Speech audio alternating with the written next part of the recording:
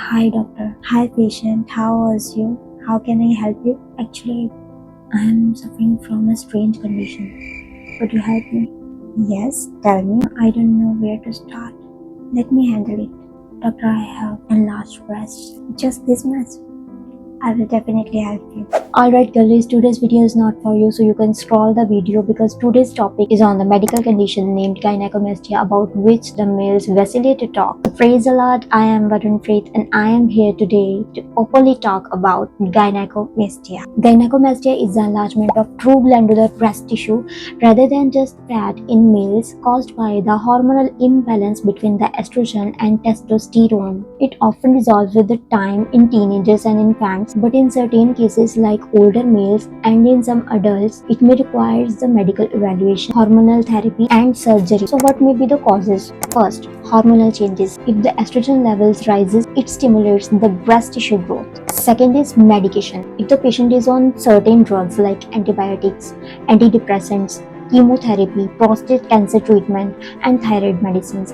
Third is health conditions. If the patient is suffering from liver disorders, kidney disorders and thyroid disorders, it may trigger the gynecomastia. Fourth is substance use, like usage of steroid, heroin, and fifth is obesity. Obesity may cause pseudogynecomastia. Now, what are the signs and symptoms? Swollen and tender breast tissue under the nipple, button-like lumps beneath the nipple, uneven growth in one or both breasts, pain or sensitivity, especially in teenagers, and fifth is rarely found nipple discharge. How can we diagnose the gynecomastia? First is physical examination to distinguish glandular tissue from fat. Second is medical history. You can check the medical records if the patient is on medication or substance use. Third is blood tests. We can check the hormonal levels such as testosterone and estrogen levels.